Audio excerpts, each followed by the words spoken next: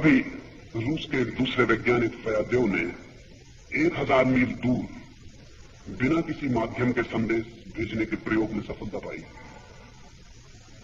आप भी पा सकते हैं, बहुत कठिन मामला नहीं है।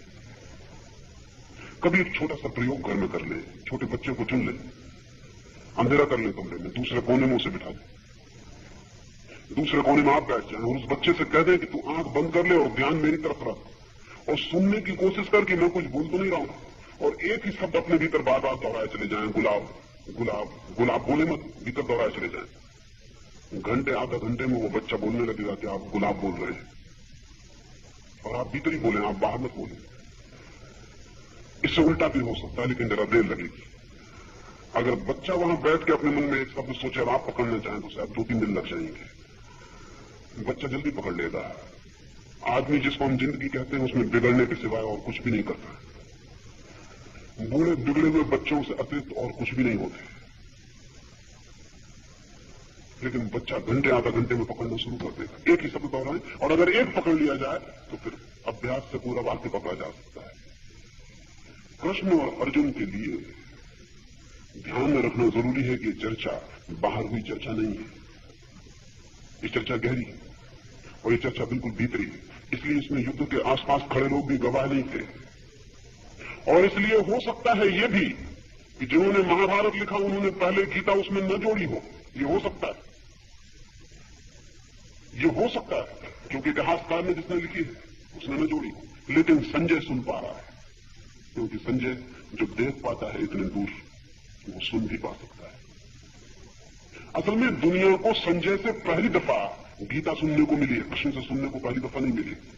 पहली दफा अर्जुन ने सुनी, वो सुनना बहुत भीतरी, उस सुनने का बाहरी कोई प्रमाण नहीं था। और दूसरी बात आपसे कहना चाहूंगा कि टेलीपैथिक कम्युनिकेशन है।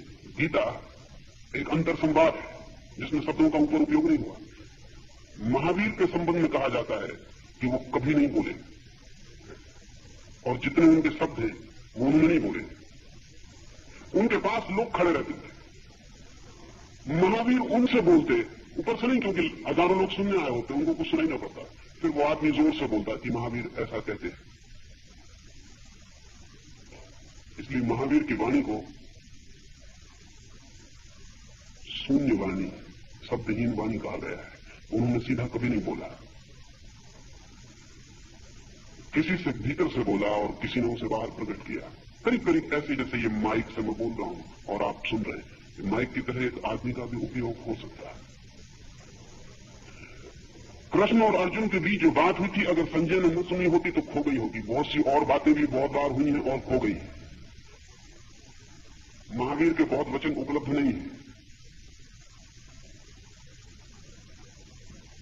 बुद्ध ने एक दिन अपने सारे भिक्षुओं को इकट्ठा किया है और हाथ में कमल का फूल लेकर वे वहां आए, फिर बैठ गए और उस कमल के फूल को देखने लगे और देखते रहे। फिर लोग हैरान हो गए। थोड़ी देर में बेचैनी शुरू हो गई, कोई खांसा होगा, किसी ने करवट बदली होगी, क्योंकि बहुत देर हो गई वो चुप क्यों बैठे हैं, बोले बोले बोले। फिर आखिर आधा घंटा बीतने लगा तो बेचैनी बहुत बढ़ गई। किसी ने खड़े होकर कहा, आप क्या कर रहे हैं, हम आपको सुनने आए हैं, आप बोलते नहीं। बुद्ध ने कहा, मैं बोल रहा हूं, सुनो। लेकिन लोगों ने कहा, आप कुछ बोलते नहीं, क्या सुने।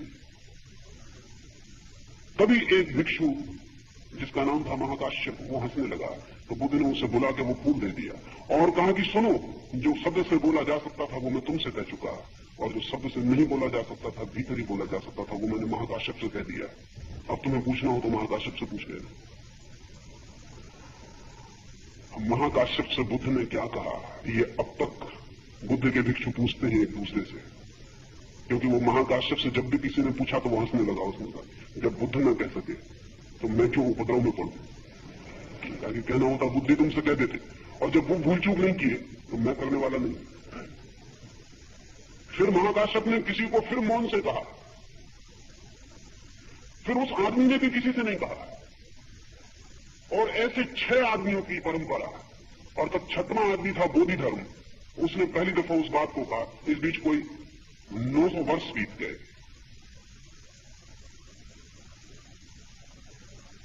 बोधि धर्म ने पहली दफा वो कहा जो बुद्ध ने महाकाश्यप से कहा था, और उसने कहा क्यों, क्योंकि जब बोधि धर्म ने चीन में पहली दफा जाके कहा कि अब मैं वो कहता हूं जो बुद्ध ने महाकाश शब्द कहा था, तो लोगों ने कहा अब तक किसी ने नहीं कहा, तुम क्यों कहते हो? तो उसने कहा कि अब चुपचाप सुनने वाला कोई भी उपलब्ध नहीं, इसलिए मजबूरी हो मैं मरने के करीब, वो बात खो जाएगी जो बुद्ध ने महाकाश शब्द से कही थी। अब जितनी भी गलत सही मुझसे बन सकती है मैं कह देता हूं। ये घटना, इसलिए पहली बात आपसे कहूं, कृष्ण और अर्जुन के बीच मौन संवाद में घटी है। दूसरी बात आपसे कहूं कि मौन संवाद का टाइम स्केल अलग है, इसे समझना भी जरूरी होगा। नहीं तो आप कहेंगे कि मौन संवाद में भी तो कम से कम घंटे, 1.5 घंटे, 2 घंटे तो लगते ही, तो किससे क्या फर्क पड़ता है कि मैं आपसे ऊपर से कहूं कि भीतर से कहूं, समय तो लगेगा। तब आपको थोड़ा समय के स्केल को, समय की सारणी को समझना पड़ेगा। आपको कभी एक दफा कुर्सी पर बैठे बैठे झपकी लग जाती है और आप एक सपना देखते हैं, और सपने में देखते हैं कि आपकी शादी हो गई, घर बस गया, नौकरी लग गई, मकान खरीद लिया, बच्चे हो गए, बच्चे बड़े हो गए, शहनाई बज रही है, लड़के की शादी हो रही है, और तभी कोई आपको बगल से आपका ऑफिसर आके उठाता है और आप घड़ी में देखते हो, पाते हैं कि मुश्किल से 1 मिनट बीता, झपकी लगे। तो बड़ी मुश्किल होती है कि 1 मिनट में इतना लंबा उपद्रव कैसे हुआ होगा। आधी जिंदगी लग जाती है इतना उपद्रव करने में, 30-40 साल लग जाते हैं, 1 मिनट में कैसे हुआ, लेकिन बिल्कुल हुआ। असल में ड्रीम टाइम अलग है, उसका स्केल अलग है, स्वप्न का समय की जो धारणा है बिल्कुल अलग है। इसलिए 1 मिनट के सपने में जिंदगी भर के सपने देखे जा सकते हैं, 1 मिनट में पूरी जिंदगी देखी जा सकती है। आमतौर से लोग कहते हैं जब कोई नदी में डूब के मरता है तो आखिरी डुबकी में अपनी पूरी जिंदगी को फिर से देख सकता है, इसमें कोई बहुत कठिनाई नहीं। समय अलग है स्वप्न का, जागने का समय अलग है, लेकिन जागने में भी समय का स्केल 24 घंटे एक सा नहीं रहता, उसमें पूरे वक्त बदलाहट होती रहती है, वो फ्लिकर करता है। जैसे जब आप दुख में होते हैं तो समय लंबा हो जाता है, और जब सुख में होते हैं तो छोटा हो जाता है। कोई परिजन पास आके बैठ जाता है, घंटा बीत जाता है, लगता है अभी तो आए थे, क्षण भर हुआ, और कोई दुश्मन आके बैठ जाता है, क्षण भर ही नहीं बैठता, कैसा लगता है कि कब जाएगा, जिंदगी बीती जा रही है। घड़ी में तो उतना ही समय चलता है, लेकिन आपके मन के समय की धारणा पूरे वक्त छोटी बड़ी होती रहती है। घर में कोई मर रहा हो, रात भर उसके खाट के पास बैठने पर ऐसा लगेगा कि इटर्निटी हो गई, अनंत मालूम पड़ता है, अनंत मालूम पड़ता है, रात खत्म होती नहीं मालूम पड़ती, कब होगी खत्म। लेकिन वही कोई अपने परिजन के साथ नृत्य कर रहा है, और रात ऐसे भागने लगती है कि आज रात दुश्मन और जल्दी कर रही है, और रात जल्दी से भाग जाती है और सुबह आ जाती है, और ऐसा लगता है सांझ और सुबह के बीच में कोई वक्त ही नहीं था, बस सांझ आई और सुबह आ गई, बीच का वक्त गिर जाता है। सुख में समय छोटा मालूम होता है, छोटा हो जाता है, मालूम होता नहीं, हो ही जाता है। दुख में बड़ा हो जाता है। दिन में भी, जागते में भी समय पूरे वक्त बदल रहा है, और अगर कभी आनंद का अनुभव किया हो तो समय समाप्त हो जाता है। जीसस से किसी ने पूछा कि तुम्हारे प्रभु के राज्य में खास बात क्या होगी, तो जीसस ने कहा there shall be time no longer, समय नहीं होगा, खास बात ये होगी। तो उन्होंने पूछा यहां समझ नहीं आता कि समय नहीं होगा तो फिर सब काम कैसे चलेगा। आनंद के क्षण में समय नहीं होता। अगर कभी ज्ञान का एक क्षण भी आपके भीतर उतरा है, कभी आनंद का एक क्षण भी आपको नचा गया है, तो उस वक्त समय नहीं होता, समय समाप्त हो गया होता है। इस संबंध में दुनिया के वे सारे लोग सहमत हैं, चाहे महावीर, चाहे बुद्ध, चाहे लाओसे, चाहे जीसस, चाहे मोहम्मद, चाहे कोई और, वे सब राजी हैं कि वो जो क्षण है आत्म अनुभव का, आनंद का, ब्रह्म का, वो टाइमलेस मूवमेंट है, वो समय रहित क्षण या कालातीत है। तो जो टेलीपैथी का समय है उसके स्केल अलग है। क्षण भर में भी ये बात हो सकती है, इसलिए 1.5 घंटा लिखने में लगे। आपने क्षण भर में जो सपना देखा है अगर लिखिएगा तो आपको 1.5 घंटा लगेगा। आप कहेंगे बड़ी अजीब बात है, देखा क्षण भर में और लिखने में 1.5 घंटा लग रहा है, क्या कारण, क्या वजह? तीसरी बात इसलिए और आपको ख्याल में दे दूं, वजह यह है कि जब आप भीतर कोई घटना घटती है तो वो साइमल्टेनियस घटती है, वो एक युगपत घटती है। जैसे मैं आपको देख रहा हूं तो मैं आपको इकट्ठा देख रहा हूं एक ही क्षण में, लेकिन अगर आपकी गिनती करने आऊं तो एक एक की गिनती करूंगा और तब लिनियर हो जाएगा। एक रेखा में मुझे आपकी गिनती करनी पड़ेगी, उसमें घंटों लग जाएंगे। आपको जब देखा तो मैंने सबको देखा, आपको वो एक क्षण में एक साथ हो गया, लेकिन जब गिना और कहीं आपके नाम लिखूं रजिस्टर पर तो बहुत घंटे लग जाएंगे। तो जब आप सपने को देखते हैं तो युगपत घट जाता है, जब आप उसको लिखते हैं कागज पर तब आप लंबाई में लिखते हैं, युगपत नहीं रह जाता, एक एक घटना लिखनी पड़ती है, तब वो लंबी हो जाती है, समय ज्यादा ले लेती है। गीता जब लिखी गई या संजय ने जब कही धृतराष्ट्र को कि ऐसी ऐसी बात हो रही है वहां कृष्ण और अर्जुन के बीच, तब उसमें वक्त लगा होगा उतना ही जितना वक्त अभी गीता पढ़ते वक्त आपको लगेगा, उतना ही। लेकिन कृष्ण और अर्जुन के बीच समय कितना लगा, ये तब तक आपको ख्याल में आना मुश्किल है जब तक आपको टेलीपैथी का थोड़ा सा अनुभव ना हो। हमारे हिसाब से समय का कोई मूल्य नहीं है वह। इसलिए हो सकता है किसी भी योद्धा को पता भी ना चला हो कि कृष्ण और अर्जुन के बीच क्या घटा।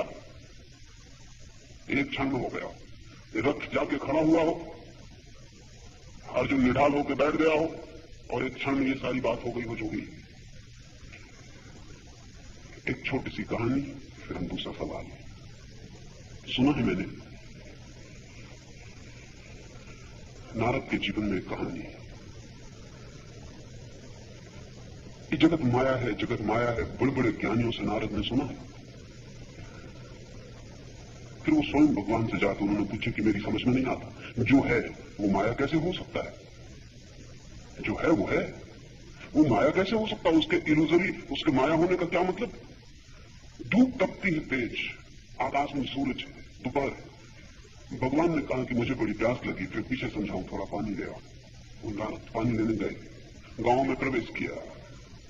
दोपहर लोग अपने घरों में सो रहे हैं, दरवाजे पर दस्तक दी, एक युवती बाहर आई। नारद भूल गए भगवान को। कोई भी भूल जाए, जिसको सदा याद किया जा सकता है उसको याद करने की इतनी जल्दी भी क्या है? भूल गए। और जब भगवान को ही भूल गए तो उनकी प्यास का क्या सवाल था? किस लिए आए थे याद न रहा। उस लड़की को देखते रहे, मोहित हो गए, निवेदन किया कि मैं विवाह का प्रस्ताव लेके आया हूं। पिता बाहर थे, उस लड़की ने कहा पिता को आ जाने में, तब तक आप विश्राम करें। विश्राम किया, पिता आए, राजी हो गए, विवाह हो गया। फिर चली कहानी, बच्चे हुए, 4-6 बच्चे पैदा हो गए, काफी वक्त लगा। पिता मर भी गया, ससुर मर भी गए, बूढ़े हो गए नारद, पत्नी भी बूढ़ी हो गई, बच्चों की लाइन लग गई। बाढ़ आ गई, वर्षा के दिन है, गांव डूब गया।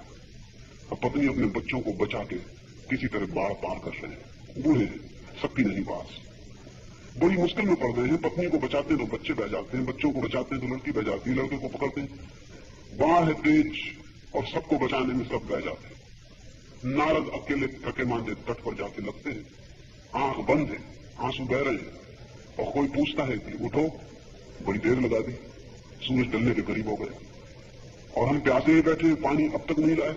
नारद ने आंख खोली, देखा भगवान खड़े। उन्होंने कहा अरे मैं तो भूल ही गया, मगर इस बीच तो बहुत कुछ हो गया। आप कहते हैं अभी सिर्फ सूरज ढल रहा है, उन्होंने कहा सूरज ही ढल रहा है।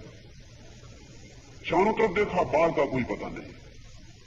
कहा बच्चे पत्नी? भगवान ने कहा कैसे बच्चे कैसे पत्नी? कोई सपना तो नहीं देखते थे?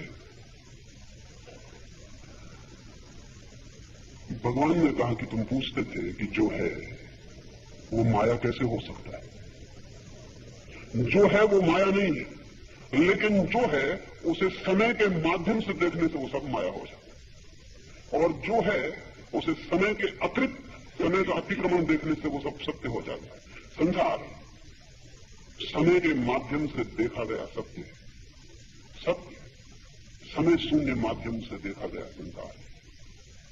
ये जो घटना घटी है, ये घटना आंतरिक है और समय की परिधि के बाहर है।